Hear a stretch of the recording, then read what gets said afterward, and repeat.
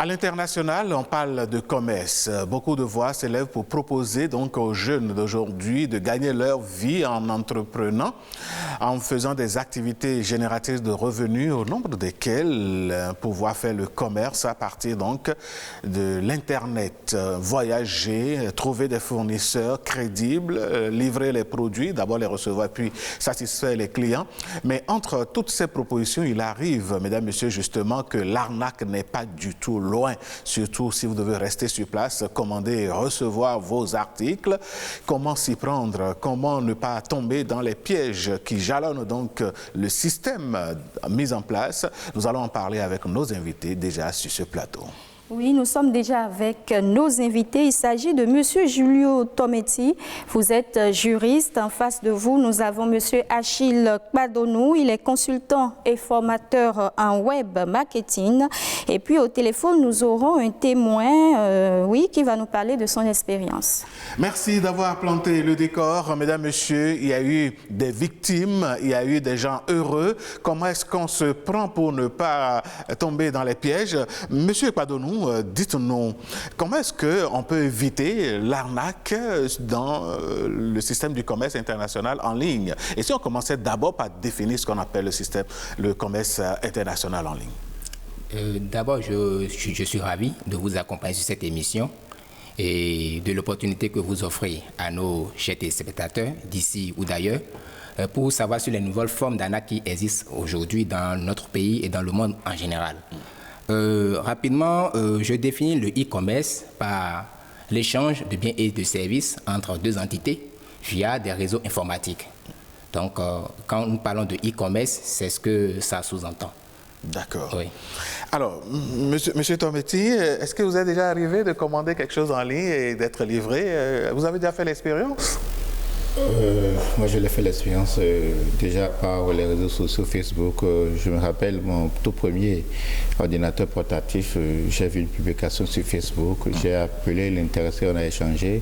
On s'est convenu du prix et on s'est rencontrés à un lieu fixe pour l'échange. C'est-à-dire, il me remettait l'ordinateur contre les sous. Donc, c'est l'expérience que j'ai eue en la matière. Mais il faut dire que de plus en plus, d'autres formes se sont développées. Et de sorte que lorsqu'on parle de e-commerce, c'est pour éviter le plus que possible en fait les déplacements. Et surtout dans ce cas, quand on parle d'international, c'est beaucoup plus les moyens commerciaux les plus usuels, c'est beaucoup plus d'éviter le contact parce qu'on gagne en temps, on gagne en déplacement et on gagne en coût.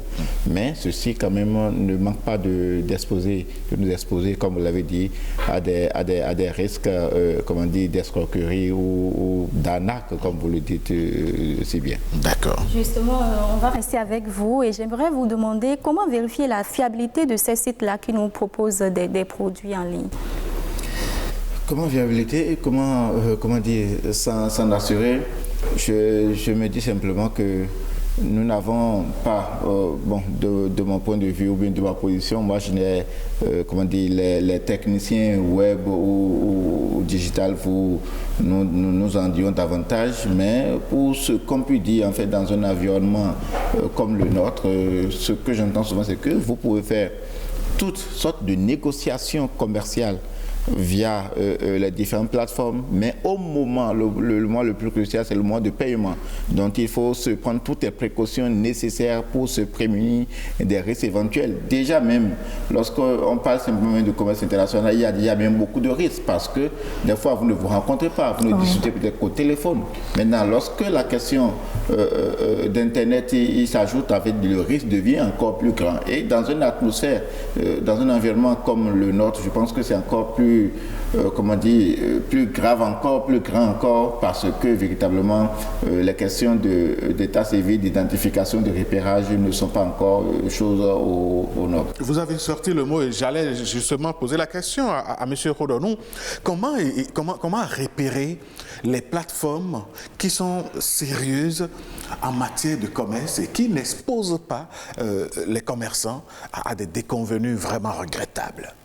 Avant de répondre sans citer de nom, justement. Oui.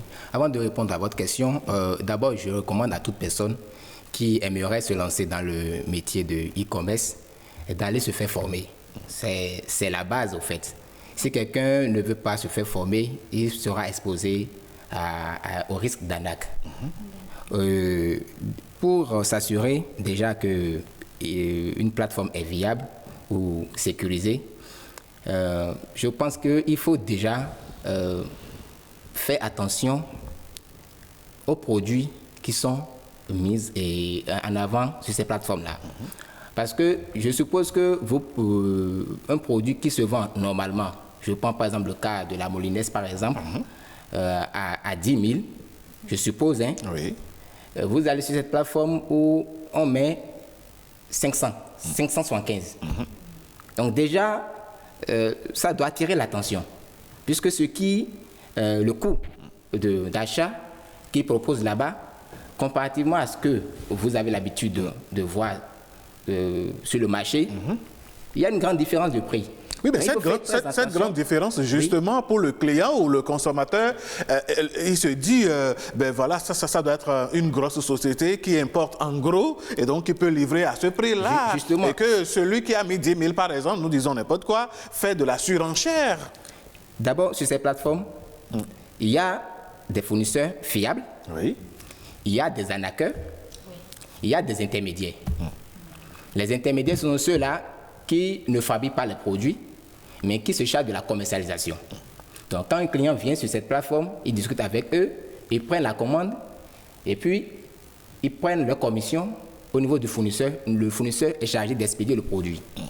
Maintenant, si c'est les fournisseurs même qui mettent en vedette leurs produits, et ils exigent une quantité minimum qu'il faut commander. Voilà. Et là, on peut déjà commencer par voir quel est le produit. Parce que les produits sur ces sites-là, on n'a aucune garantie que c'est un fournisseur fiable. À moins qu'on le discute avec eux et qu'on nous voit un peu au niveau de ce qu'ils nous proposent comme article ou produit, les descriptions. Souvent, au moins pour ma petite expérience, il faut faire l'effort, d'aller au niveau du fournisseur, donc de converser avec lui et de lui poser des questions. Le produit que vous avez vu, demandez-lui de vous renvoyer encore la photo pour voir si ce qui est sur le site est vraiment ce qu'il va vous renvoyer comme photo. Ça fait un. Deuxième chose, il faut essayer de voir si il a l'assurance commerciale. Sur les sites, je ne vais pas citer de site ici, et si vous me permettez, je peux citer un en guise d'illustration. Si vous prenez par exemple alibaba.com. C'est d'ailleurs le site le plus célèbre en ce moment. Le plus célèbre. D'accord. Voilà. Si vous avez ce site, pour savoir si un fournisseur est fiable, il faut trois indications ou trois critères. D'abord, il doit avoir un statut vérifié. Beaucoup de fournisseurs n'ont pas ce statut. Donc, si vous allez sur le site, vous devez voir est-ce que le fournisseur qui nous propose ce produit, est-ce qu'il existe réellement? Est-ce qu'il a un statut vérifié? Ça, c'est une garantie pour vous. Deuxième chose, il faut voir est-ce qu'il a l'assurance commerciale. L'assurance commerciale pour dire, bon voilà, s'il y a un problème avec le produit, vous êtes en mesure de réclamer pour qu'on vous change ou bien on vous rembourse. On vous rembourse, voilà, et puis ou bien on peut échanger le produit. Il y a un troisième critère qui est le God Supplier. Voilà. Donc, au moins, avec ces trois, est déjà le dernier God Supplier, qu'est-ce que c'est déjà pour le téléspectateur qui nous Le God Supplier, c'est pour confirmer que ce fournisseur, avec déjà l'expérience qu'il a dans le domaine, vous pouvez... Il a un palmarès. Il a un palmarès, voilà. Donc, vous pouvez lui faire confiance. Voilà. D'accord, on va revenir à vous tout à l'heure. Nous avons Madame X, nous allons la nommer Madame X parce qu'elle a demandé à rester dans l'anonymat. Elle va partager avec vous, chers amis téléspectateurs et téléspectatrices, son expérience en matière de commerce international et surtout de ce qu'ils appellent groupage. Madame X, bonjour. Bonjour. Alors, nous sommes à votre écoute. Vous avez eu un témoignage, vous avez eu une expérience en matière de commerce international, de groupage. Vous avez commandé des produits et au bout du résultat, vous n'avez pas été satisfaite réellement. Racontez-nous votre mésaventure, s'il vous plaît. Oui, c'est bien cela. C'est fait que j'avais une amie. Est-ce que vous pouvez parler un peu plus fort, madame, s'il vous plaît? Je disais, j'avais une amie qui était déjà dans un groupe. Groupage, comme on appelle souvent groupage Chine. Vous me recevez? Oui, on vous reçoit. Allez-y. D'accord, groupage Chine, groupage Titi. Donc, elle m'en a parlé, puisqu'elle a déjà acheté chez la dame une fois, elle a reçu son colis. Donc, elle m'a proposé cela. Moi, j'ai intégré le forum, j'ai vu les articles que la dame proposait. Et ce qui m'a le plus accroché, c'était les serviettes hygiéniques des femmes. Et ces serviettes hygiéniques, qu'on vend communément à 500 francs, elle vendait l'unité à 150 voire 100 francs, d'autres même 50 francs. Donc, moi, j'ai commandé tout un lot. J'ai commandé 100 pièces. Donc, ça me faisait, je crois, 1700 francs. Et je me disais que j'allais commercialiser et non l'utiliser. Donc, après, la dame est revenue, elle nous a dit, ah non, que le coût, en fait, elle s'est trompée. Que ça a un peu augmenté. Ah, ça me dit, celle qui dit ça, c'est qu'elle elle ne peut pas nous tromper. Elle ne peut pas nous arnaquer. Donc, malheureusement, j'ai jeté les fonds dedans. Je me demandais, mais à bout de combien de temps j'aurai mon article? Elle m'a dit, 3 mois. Au bout de 3 mois, vous devriez avoir les articles au bout de 3 mois. Oui. D'accord. Au bout de 3 mois. Et tous 1500 francs, je me dis, je n'avais encore rien perdu. D'accord. Donc après ça, elle a proposé encore des cuisinières qu'elle vendait à 50 000. Voilà, 50 000. Or, si chez d'autres, ils vont vendre ça à 100 000. OK. Et elle disait qu'avec le transport, ça n'allait pas me coûter 100 000. Donc je me disais, mais ça m'arrangeait. Au lieu de commander des cuisinières au Bénin à 50 000, vaut mieux que j'attends 3 mois et que j'obtienne mon colis. Donc c'est ainsi, je lui ai fait confiance. Et moi, j'ai envoyé les premiers. La jeune soeur aussi, je lui en ai parlé, elle était intéressée, j'ai encore envoyé 7 sous. En voulant envoyer le deuxième sou, je l'ai interpellé, j'ai deux petits jeux même. Comment on vous rencontre? Elle m'a dit que de ne pas m'inquiéter, dès que je vais vouloir recevoir mes colis, je vais la rencontrer. Je dis, ok, d'accord.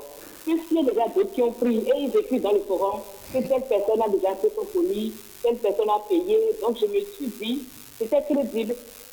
Mais au bout du compte, 2 mois, elle est devenue silencieuse dans le forum avec le rien. Mais moi, je l'ai relancée. Madame, depuis vous n'écrivez plus rien, ça fait déjà plus de 100 000 que j'ai à votre niveau. Mais finalement, les communs disent non, je ne vais pas m'inquiéter, que mes colis vont venir, tout ne pas m'inquiéter. Je dis, ok. 3 mois, je dis, mais madame, on est comment? Elle dit non, que les produits sont au fort, que c'est bloqué, la droite de l'Illinois a déconné, et que ils vont devoir prendre ça l'omé. Je dis, c'est pas tout à fait de l'omé. Petit à petit, une semaine après, j'ai encore sorti pour dire. Finalement, ça devient quoi? Je me dis, de ne pas me fâcher, mais qu'elle va me revenir. Mais Madame X, on va raccourcir un tout petit peu, mais au bout du compte, finalement, jusqu'à ce matin où nous sommes en train d'échanger avec vous, est-ce que vous avez reçu finalement vos produits ou non? Je n'ai jamais reçu de produits parce qu'en fait, j'ai appris par la suite, je l'appelais, son numéro ne passait pas. Par la suite, on m'a dit qu'on l'a arrêté. Parce qu'elle a arnaqué d'autres personnes à beaucoup des millions. Hein. Et ceux-là, on s'est arrêté. Du coup, j'appelle le numéro, ça ne passe pas. Je ne connais pas ces aides. Celle par qui je la connais, celle-là aussi a dit qu'elle aussi, elle a jeté des fonds dedans. Elle est en prison. Finalement, on a tout perdu. D'accord. Alors, Madame Is, ma préoccupation, lorsqu'elle vous a proposé les prix, vous nous avez dit tout à l'heure quelque chose qui pourrait coûter 100 000 francs. Elle vous a dit, elle vous fait ça à 50 000 francs. Est-ce que tout de suite, cela ne vous a pas alerté? Ça m'a alerté. Mais dans le même temps, j'étais dans d'autres forums également où on vendait, elle faisait aussi des groupages. C'est comme ça qu'on a fait des groupages. Donc, Madame X, On va éclairer un tout petit peu nos téléspectateurs. Les groupages, c'est quoi? C'est-à-dire vous êtes plusieurs clients à commander des articles. Alors, on rassemble toutes ces commandes pour avoir de grosses quantités, c'est ça? Oui, on nous dit il faut par exemple 100 personnes, il faut 100 commandes, il faut 200 commandes. Donc, chacun commande le nombre qu'il veut, de ce qu'on atteigne le quota. D'accord. Dès qu'on atteint le quota, la dame, elle commande et au bout de 3 mois, on a nos colis. D'accord. OK. Alors, vous continuez pas garder la ligne. Monsieur Tometti, je vous ai vu suivre Madame X religieusement. Qu'est-ce que cela vous inspire, son expérience? Non, la première chose, les auteurs de ces faits, font miroiter pour la plupart du temps à leurs victimes un avantage comparatif par rapport aux services ou aux produits qu'ils offrent. Vous l'avez dit tantôt, il y a la question du coût, il y a qu'ils vous proposent peut-être un service après-vente que vous ne trouverez pas ailleurs, ils vous proposent une livraison à domicile, ils vous enchantent avec un certain nombre de critères qui ne vous permettent pas de vous déchanter. L'autre chose, ils vous mettent dans un environnement qui vous rassure, Vous avez entendu Madame Ins tout à l'heure, il y a beaucoup de personnes qui l'ont pris et qui témoignent, et vous rentrez peut-être dans ce genre de forum et vous vous rendez compte que vous avez peut-être il y a 2 ou 3 de vos contacts qui sont déjà dedans, donc vous voyez en fait que c'est un système déjà stable et qu'il n'y a pas de risque, alors que c'est là que commence véritablement le plus grand risque. Et dernière chose, c'est que je pense qu'il faut toujours éviter cette question de groupage là, parce que oui, vous êtes en groupe, mais vous êtes indépendants les uns des autres, vous ne vous connaissez pas, de sorte que vous ne pouvez jamais miser sur le fait de payer avant de recevoir la livraison, et encore ce qui est grave, sur 3 mois. En fait, l'intéressé a tout le temps d'organiser, en fait, si je peux dire, une fuite, et tous les mécanismes sont bons, c'est-à-dire sera là, chaque fois vous rassurez, parce que tant qu'il vous rassure, il laisse toujours la porte ouverte à d'autres victimes qui peuvent rapidement prendre la part. Mais monsieur Tometti, là, les clients ou les clientes comme Madame X qui se sont fait plumer, quel pourra être le système pour les rembourser? Quelles sanctions appliquer à cette dame qui les a escroqués, qui les a arnaqués, osons le dire? Oui, ce qui est malheureux, il y a 2 choses. Il y a 2 choses. Quand ces gens-là se retrouvent, il y a le mécanisme de poursuite est mis en œuvre. Vous l'avez entendu tantôt, la dame est en prison. Seulement que généralement, ces gens-là, lorsqu'on les prend comme ça, ils n'ont plus la capacité de remboursement. C'est-à-dire de voir que même si on le condamne à 7 ans de prison, il va éponger les 7 ans, mais les victimes n'arrivent pas, parce qu'il y a la décision, maintenant il y a l'exécution. Oui. Or, l'exécution emprunte un certain nombre de voies où, lorsque l'individu n'a pas en fait un sécu de financement ou bien de revenus assez fixe, comme pour certaines personnes, avoir un compte à banque, avoir une société formelle que l'on connaît, c'est difficile en fait de passer à l'exécution, c'est-à-dire la réalisation de la décision. Donc, il va faire le côté pénal des choses, mais les victimes généralement n'arrivent pas à se faire rembourser. Vous vous rappelez, en fait, il me plaît bien de le rappeler, l'épisode ici dans ce pays. On était étonnés de la façon dont les 10 ans étaient très vite passés, mais les victimes sont restées sans avoir pu être dédommagées. C'est ça, malheureusement. Mais malgré ça, monsieur Kodonou, malgré ces expériences de triste mémoire ICC et avec tout ce qui se passe aujourd'hui, ou bien même des groupes qui disent, bon, on va vous prêter de l'argent, donner plus d'argent, on finira par vous donner des millions. Qu'est-ce qui fait que les populations ne prennent pas conscience de cet appât que l'on le tend pour les plumer davantage? D'abord, je tiens à rappeler que le groupage en termes logistiques consiste à regrouper dans un seul camion ou conteneur des marchandises appartenant à plusieurs clients. Et cette technique est exploitée dans le domaine de la logistique pour les PME. Parce qu'il est fréquent de constater que certaines structures n'ont pas, la capacité financière et à elles seules d'acheter des marchandises et de remplir un conteneur à elles seules. Donc, ils sont obligés de s'associer à d'autres entreprises pour pouvoir avoir la marchandise. Et chaque personne, une fois à destination, chaque personne paie pour l'espace que sa marchandise a occupé dans le conteneur ou bien dans le camion. Maintenant, cette technique, c'est en Russie que ça s'utilise et qui doit faire le groupage, c'est rien que les entreprises. D'abord, une personne physique comme ça ne peut pas se lever et dire bon voilà, moi je suis un groupeur. Un groupeur, ça doit être une entreprise. Ça doit être une personne morale. Une personne morale. Et non une personne physique. Donc ça fait un.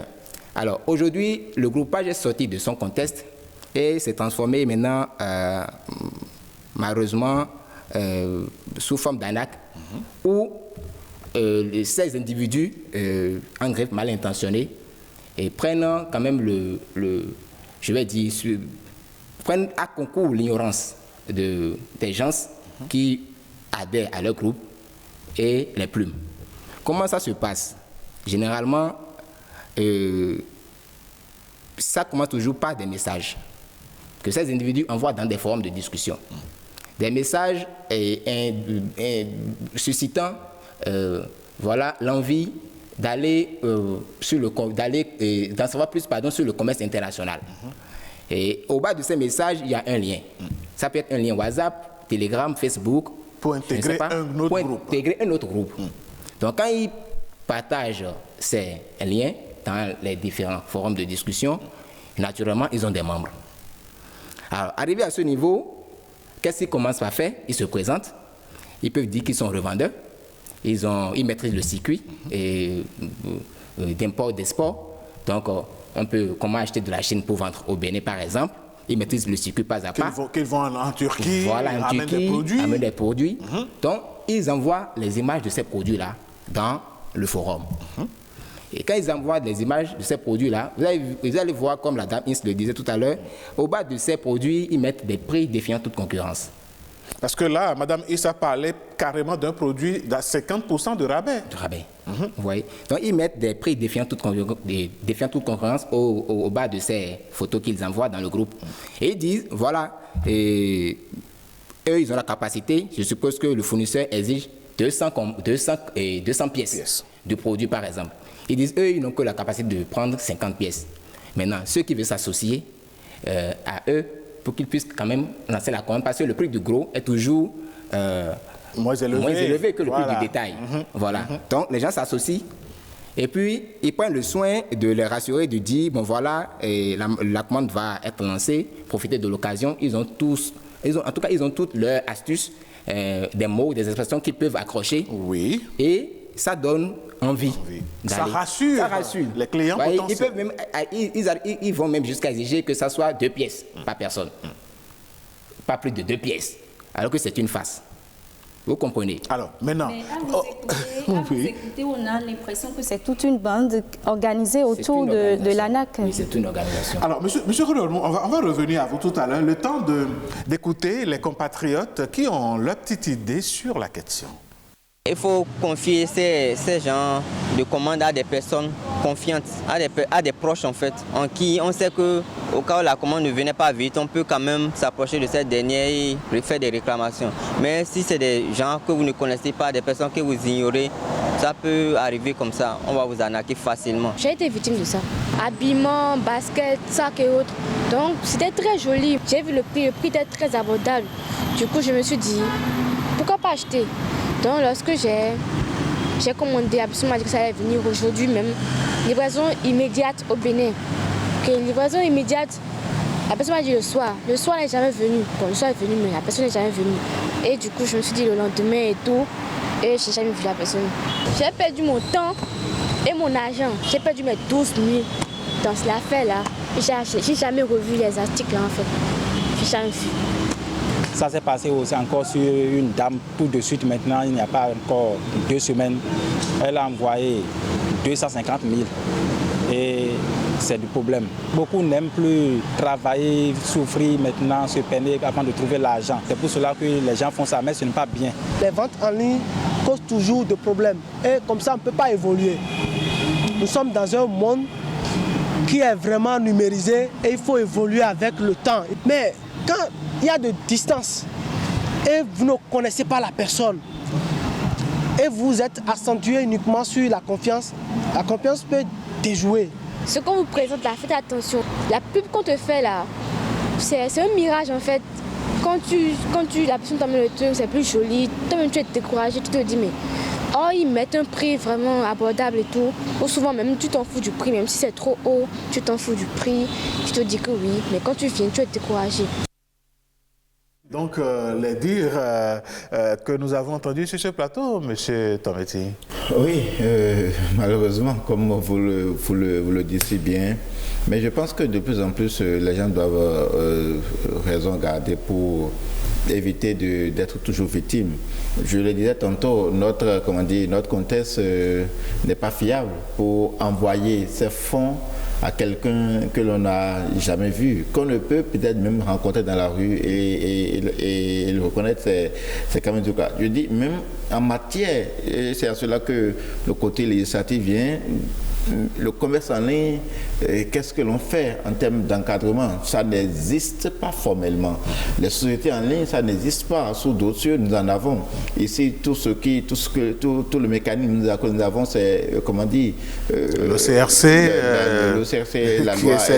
la loi sur comment dire, le code du numérique, qui réprime un peu plus que ces infractions que ne l'a fait le code pénal, donc élever un peu plus la sanction pénale et pécuniaire, mais ça ne règle pas toujours fondamentalement la chose. Donc, il faut, comme nous sommes en train de le faire ici, communiquer suffisamment sur ces questions-là pour que tous les mécanismes en fait, qui ont cours pour aparter les uns et les autres, nous puissions véritablement communiquer là-dessus pour que les uns et les autres soient le plus éveillés que possible, pour que nous ne se transformions pas en victimes. Ce qu'il faut dire, c'est que notre contexte ne s'y prête pas pour que l'on envoie ces fonds à des gens que l'on n'a jamais rencontrés. L'exemple de la jeune fille, je me dis, dans certains cas, pourquoi ne pas demander que, comme je disais tantôt à l'entame de cette émission, pourquoi on s'entend sur le prix, vous venez, on se rencontre quelque part, je prends il faut se voir en présentiel. Je vérifie et vous recevez votre plat.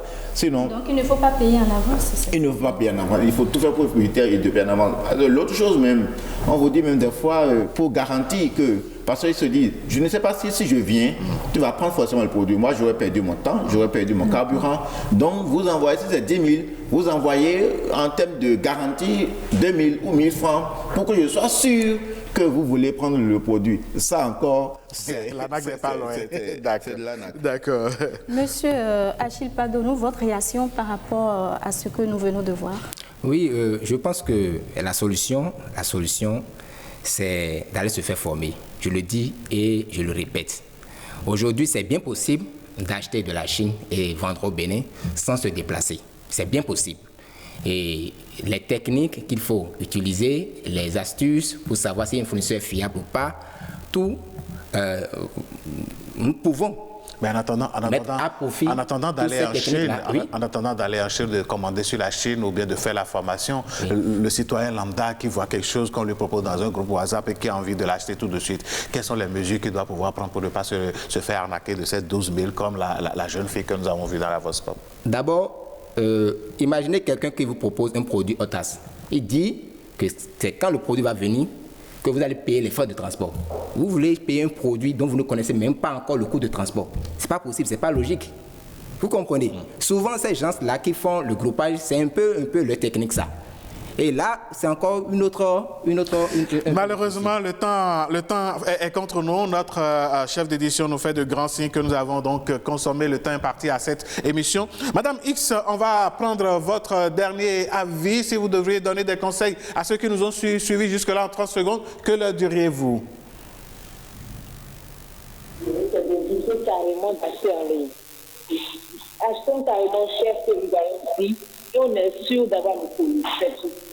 Merci à vous et merci infiniment d'avoir partagé avec nos téléspectateurs votre expérience et on vous souhaite une bonne suite de journée. Merci beaucoup. Alors, mesdames, messieurs, on n'a pas la prétention d'avoir fait tout le tour. Chers invités, merci d'avoir été là. Monsieur Tometi, monsieur Padonou, merci d'avoir été là également. Mesdames, messieurs, nous espérons avoir apporté quelques petits outils à vos connaissances désormais. Si vous avez envie de commander des choses en ligne, prenez vraiment les précautions et informez-vous. C'est d'ailleurs le rôle que nous avons joué ce matin.